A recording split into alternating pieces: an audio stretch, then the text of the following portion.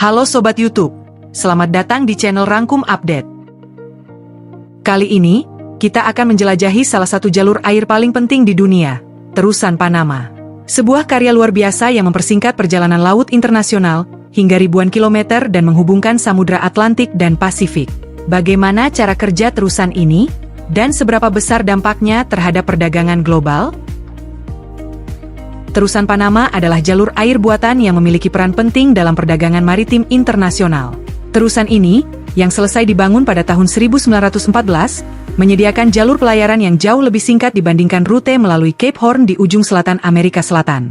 Menurut Britannica, panjang Terusan Panama sekitar 40 mil atau 65 km dari pantai di kedua ujungnya. Terusan ini mempersingkat perjalanan kapal hingga sekitar 8.000 mil atau 15.000 km dibandingkan jalur Cape Horn. Dianggap sebagai salah satu dari 7 keajaiban dunia modern, terusan ini terletak di bagian tersempit tanah genting Panama. Seperti yang diketahui, Panama berada di wilayah yang menghubungkan benua Amerika Utara dan Amerika Selatan. Cara kapal melewati Terusan Panama. Cara kapal melewati Terusan Panama melibatkan perjalanan melalui 3 set pintu air yang berfungsi sebagai tangga air. Di sana, kapal akan mendaki dan menuruni seperti melalui anak tangga.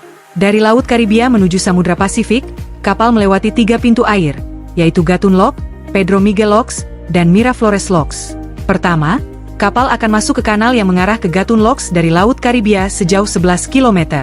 Gatun Locks terdiri dari 3 ruang air yang bertindak seperti anak tangga. Setiap ruang merupakan area terkunci yang memungkinkan naik turunnya kapal dengan menyesuaikan permukaan air. Kapal akan memasuki ruang terkunci sepanjang 304 meter dan lebar 33,5 meter. Di mana mesin akan memompa air masuk atau keluar. Kapal naik saat volume air bertambah dan turun ketika volume air berkurang. Gatun Locks akan mengangkat kapal hingga 26 meter di atas permukaan laut menuju Danau Gatun.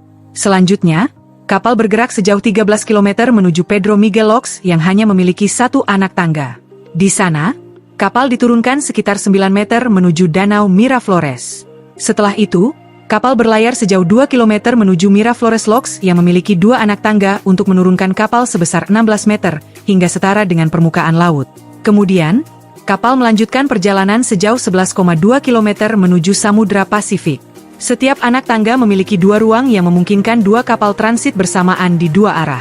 Setiap ruang berukuran panjang 300 meter, lebar 33 meter, dan kedalaman 12 meter. 2 ruang pada setiap anak tangga dibangun seragam untuk memungkinkan kapal melewati secara efisien. Tarif Terusan Panama. Biaya melintasi Terusan Panama berbeda-beda tergantung pada ukuran kapal. Sebuah kapal kargo modern dapat dikenakan biaya lebih dari $800.000 Amerika Serikat, setara dengan sekitar $12.128.640.000 per perjalanan. Menurut laporan dari Shipnet News, kapal-kapal besar memerlukan bantuan kapal kecil yang disebut tugboat untuk melintasi Terusan Panama. Tugboat ini, meskipun berukuran kecil, memiliki kekuatan besar untuk menarik atau mendorong kapal melalui jalur sempit dengan menggunakan tali yang sangat kuat. Meskipun ukurannya jauh lebih kecil, tugboat ini mampu memindahkan kapal yang bobotnya hingga 1000 kali lipat lebih besar. Demi keamanan, kapal-kapal tidak diizinkan melaju cepat saat melewati kanal-kanal di Terusan Panama. Demikian penjelasan tentang Terusan Panama, salah satu keajaiban teknik terbesar di dunia. Apakah kamu terkesan dengan teknologi di balik terusan ini? Jangan lupa untuk like, subscribe, dan tinggalkan komentar di bawah. Sampai jumpa di video berikutnya. Dan tetaplah eksplorasi dunia bersama-sama di Rangkum Update. Terima kasih telah menonton.